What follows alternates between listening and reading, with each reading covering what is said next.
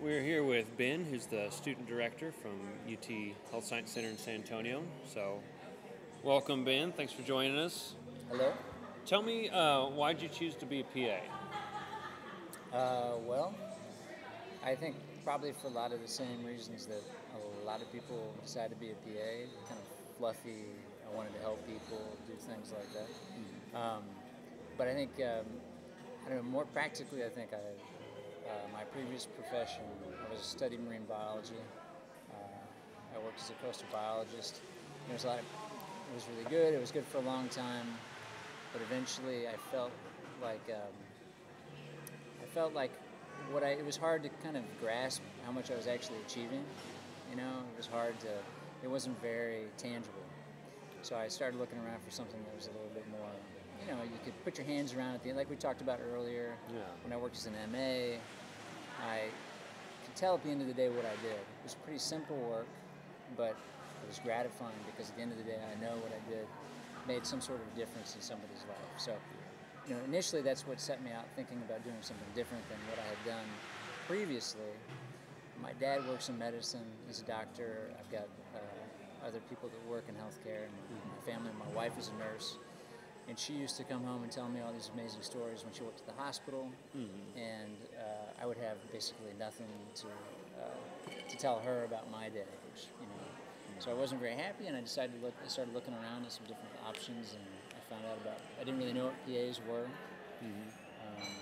The more I started looking into it, the more it sounded like something that I could do. It seemed crazy at first because I was 10 years into a career, but I guess I'm proof that it's not too late to make a late change. So a lot of factors that came together in a very short period of time, and it just happened to work out for me.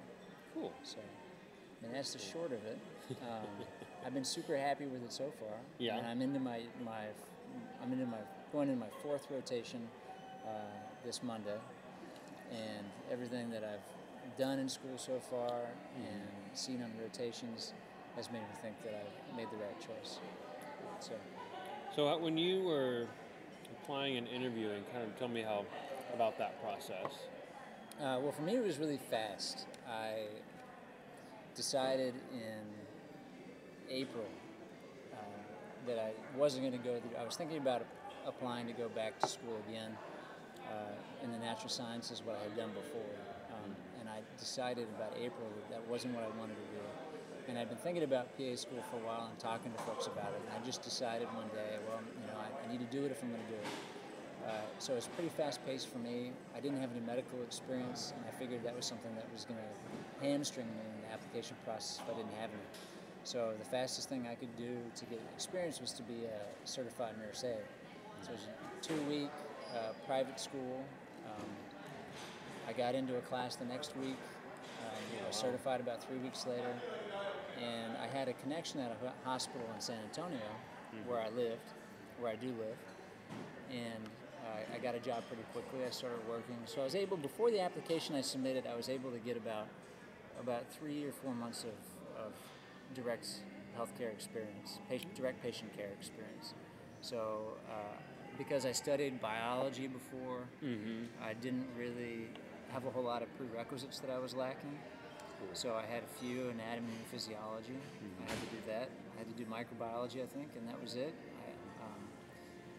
Like I was telling you, I tried to schmooze as many faculty as I could, because as I was explaining to you, my GPA wasn't the highest, so I had to try and do whatever I could. Yeah. And I applied. I got 2 interviews, one at the University of North Texas, and they rejected me, and then I had one at the University of Texas Health Science Center in San Antonio, and luckily I got in there. Cool. Very cool. Well, what... As you transition, I know you've had an undergrad degree, you have another master's, but PA school is its own kind of beast. What kind of study strategies have worked for you? I made the joke earlier that really just studying more, a lot, as much as you can. I mean, in the end, it comes down to just, grinding through the material, and regardless of what study strategy you pick. I don't know, I mean, there's probably some wrong strategies, there's probably not too many. It's more about kind of finding your own strategy and then just sticking to it. not wasting a lot of time on trying to pick the perfect strategy, because there's no perfect strategy. You just pick a direction. It's all about forward movement. You know, it's about picking a direction and going forward and making progress, not looking for the perfect way to digest all the material. I'm not a big group studier. I find that when people study in groups, it's good, I think, right at the end when it's crunch time and everybody knows the deadline is about to be there, which is the test, and they don't have time to mess around. Yeah. But when you start way in advance, what people, I have the tendency to procrastinate by avoiding studying, by whatever means possible, if that's looking on the internet or talking to whoever's next to me. Yeah. So, when I get in a group of people and there's no hard deadline in front of me, I have the tendency to procrastinate. If I'm on my own, and I kind of set my limits, I tend to be much more efficient. And then at the end, before the test, get together with a small group, usually people, and it took a while of going through school to figure out who that group was. But after about 3-4 months, I found a small group of folks that studied kind of like I do, and I could work well. And it's important also to enjoy your time. So it's the perfect mix of kind of goofing off and studying. You can't just hit the books 100% all the time. You need to relax a little bit.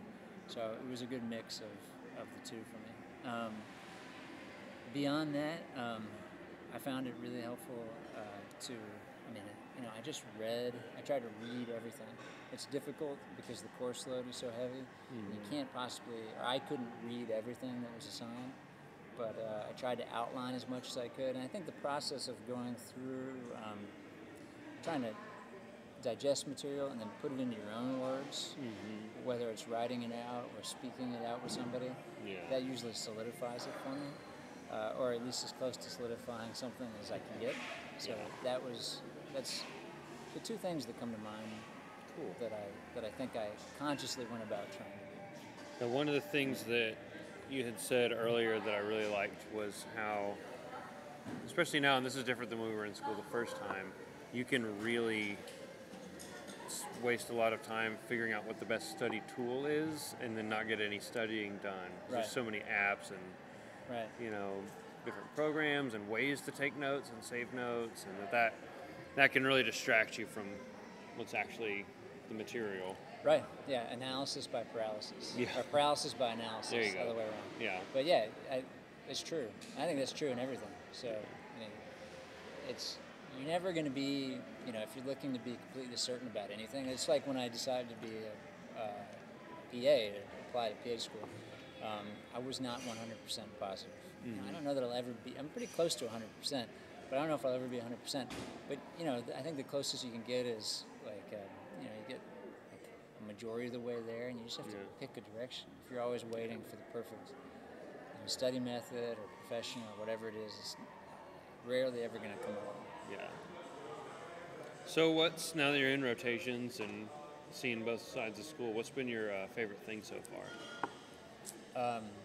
Well, let's see. First thing that comes to mind is kind of when I started working as a CNA. When I worked as a biologist before, I was around a lot of other middle-class white males. Yeah. That was the majority of the people that I worked with and associated with. It gets a little bit stale, and I think that for me, one of the greatest things about being an MA and working as a PA and being in my rotations, is the patient contact, and then it's just being exposed to kind of a diverse cross-section of people, which, as a healthcare provider, there's not a whole lot of professions where you get that. So, I'll be working with somebody who's rich one second, somebody who's poor the next, someone who's black one second, somebody who's white the next. And so that kind of cross-section of people that you get to deal with, and then, be let into really some intimate details about them. It is it's a unique experience, and it's something that I've really found that I like kind of philosophically about the whole profession. Beyond that, it's just super interesting. Cool. So finding way, learning about how you can. It's nice to be able to say you want to help people. Yeah. Right. But then, how you do it, right? It's like, all right, I want to help people. Usually, you don't have the tools in your hand to be able to do it. But if you really work hard, the only thing stopping you is your own motivation to go through school and to be a good student, try your hardest. If you do that, you should be armed with the tools necessary to actually help people. If you're doing your job right, and that's a pretty cool thing. I start my ER rotation on Monday, and that's going to be kind of a fast-paced new environment for me. So I'm looking forward to that. I think it should be pretty good. Wow, cool. Good luck. That'll be great. Thanks, man. So any final words of wisdom or anything for future applicants? Yes. So we had a question and answer session earlier with some folks that are applying to PA school, and I guess I was not the perfect student. I hear this a lot, people asking questions about, can I get in, my GPA is not the best, or whatever, and I'm testimony to that. You can still get in if you have a less than stellar GPA. Just work whatever angles you possibly can to try and make it happen. Shadow faculty at universities you're interested in getting into. Talk to faculty, meet with them, go to open houses, make your face known so that you're more than just an application. There's actually a story behind the application that the people that are going to be reviewing it will see, and it will make you stand out. And beyond that, it's just, it's about one hurdle after the next. First one is getting into PA schools. I don't know if it's the biggest one, but it might be one of the biggest ones. There's so much nervousness about getting in, and hype about how competitive it is to get in, and that's all true, but if you're just persistent and get in, if it's what you want to do, and then after that, it's getting through PA school, and then taking the pants and passing that and getting your certification, and then after that, they just continue, right? And that's when the real work actually starts. So it's just keeping the end goal in sight, and not losing that, and you'll make it. Cool. Well, thank you. Thanks for talking.